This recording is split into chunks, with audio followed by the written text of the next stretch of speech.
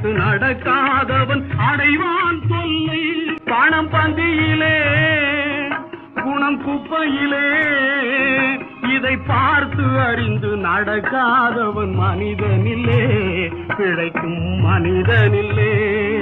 உன்னால் உயர்ந்த நிலையடைந்தோர் நிறைய பேர்கள் உண்டு, அவர்கள் உனது நிலை தாழ்ந்த பின்பு ஒடுங்குவார்கள் கண்டு.